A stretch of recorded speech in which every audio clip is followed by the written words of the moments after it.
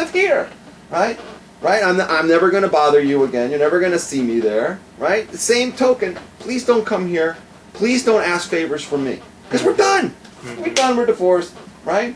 But nevertheless, I always see coming to my door are these guys from Israel, and they come to my door with their hand out wanting money to take back to Israel with them. Why should anyone be giving money to these people? We have our own people who are poor right here in LA. Why should we be worried about feeding people, on the other side of the globe? Right. We have poor people right here in LA. Right. So I'm offended by that, so I tell them to get lost. I'm offended by that.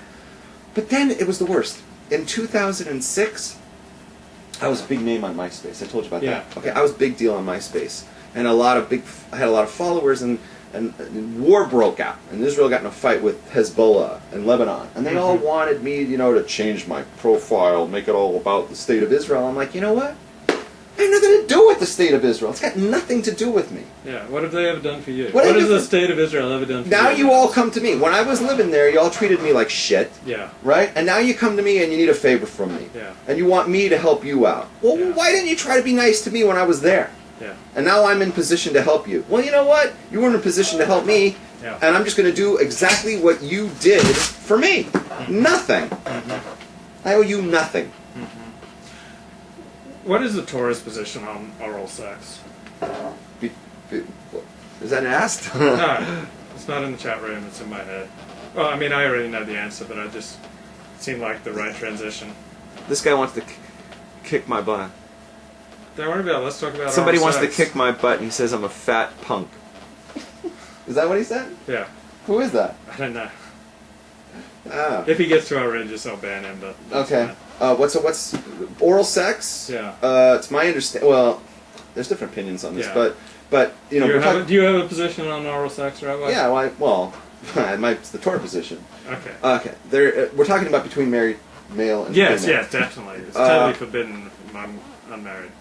I believe it's the Rambam who writes that, and this is held by the Paskin and Machaber Shulchan Aruch, that basically anything between a man and a woman. Yeah. He's not allowed to ejaculate though in their mouth. I believe he is. He is? I believe he is. That's not spilling of seed. I don't believe so. As long in as vain. Seed, on the dusty as soil. long as it ends up in her in some way, some if it's kedarka, lo kedarka, it's not considered spilling.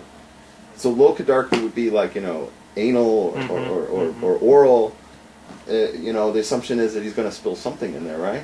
Right. And that's not considered, according to the Rambam, according to the Machaber Shulchan Aruch, if I remember correctly, that's not considered spilling seed. That's not considered wasting seed.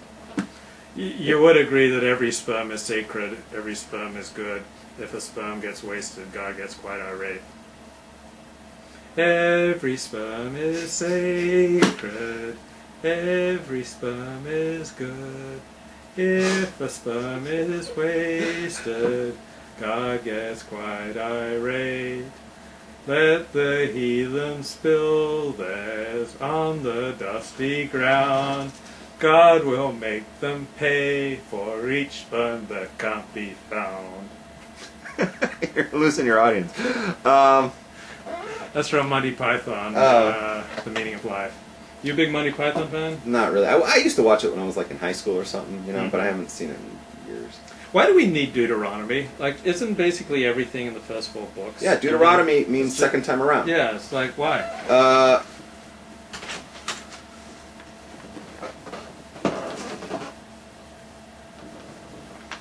Why? Why are we asking that question this week? Well, we're coming up on it. So I believe there are things that we learn out from the Deuteronomy that we don't know in previous ones. For instance, I believe 3 times it says that you can't mix a kid with his mother's milk, and I believe one of those 3 is in Deuteronomy. We learn out from that a halacha. So there are halachas that are learned out in Devarim that we would not know otherwise. So it's not like a complete repetition, but just the fact that there's a repetition at all is a Jewish thing. Because the Torah tells us that everything that you learn you have to repeat. You have to do it over and over until you have to chazer, you have to repeat it until it becomes one with you. Is singing forbidden on a fast day? I probably shouldn't have sung that. No, it's not a problem. Okay, so that wasn't too bad. God really liked Pinchas' passion.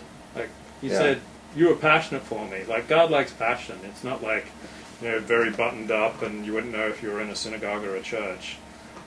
There are type of synagogues that are very proper, and God likes passion. He wants us to be passionate. He wants us all out, our heart to be in it, fully engaged. All your heart, all your soul, all your might. Yeah, God loves passion, right? Yeah, absolutely. Yeah, you know what? They always say the opposite of love is not hate. It's indifference. Yeah, if somebody hates and has a lot of passion, that's good because we can turn that around. We can turn them into a lover of God. It's when someone says, "I don't care, doesn't matter, God, no God, whatever. I'm watching the World Cup. Don't bother me." That's the person you have to worry about because how are you going to get them, involved? How are you going to get them to love God? It's kind of sweet that God gets jealous about what we do because it means that He loves us. Oh, absolutely. Like if He didn't love us, He wouldn't get jealous, and if He was not jealous, it means He wouldn't love us. I don't know if I just repeated myself, but it's kind of sweet, isn't it? It's not just like, oh, God gets jealous, what a wimp. Like it's because He loves us. Right. That's why He gets jealous. Right. He gets really pissed off when He gives us a choice between doing what He wants and not doing what He wants, and we continually choose the other direction. That really pisses Him off. Pinchas, the reward for taking these wrongdoers' lives is that he gets a reward of peace. Sometimes you have to take some lies. Sometimes you have to break a few eggs to make an omelet to get peace. Right. You have to fight for your. Sometimes you have to fight for your right to party. Peace is something you have to fight for. Yeah. Yeah. Sometimes you have to kill some people. Well, I'm not saying you guys, kids, don't go doing this without your parents' supervision. Well, it's like this. If you have 1,000 people and they all want to have a peace party, right? They want to smoke the peace pipe together. And they're all going to sit cross-legged in the room and everybody's going to have incense and the whole thing. It just takes one asshole to fuck it up for everybody. Yeah. Because the asshole says, you're not going to have that peace party because I'm going to make trouble for everybody, and he walks around and starts hitting everybody, right? Yeah. So now you got a choice. You're no longer going to have your peace party because this person is disrupting the whole thing. Yeah. Or you can go back to your peace party by silencing this person by killing them. What do? You take them out. You take them out. This is something that liberals don't understand. What are you reading upside down now? This is something that liberals never understood. Liberals think that everybody can we're all just going to smoke pot, and you never have to fight any wars because we're all. They don't understand. All it takes is a couple of crazy tyrants in another part of the world that decide that they want to run America, and there goes your party.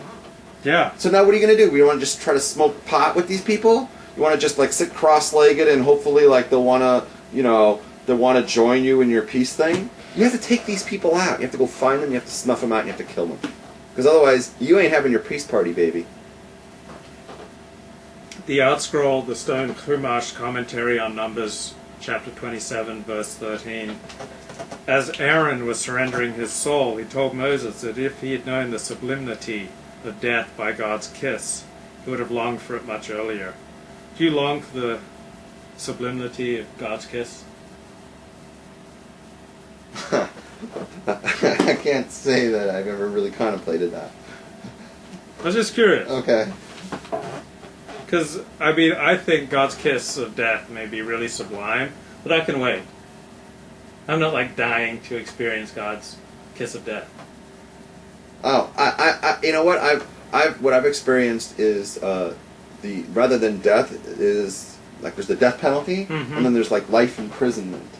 I'm experiencing life imprisonment from God. Yeah. That I can relate to and that I can discuss. Yeah. In a way, I would rather just have the death thing. Let's just do it on my way home. I'll just get knocked over by a car and die. I would actually prefer that to what I have going on.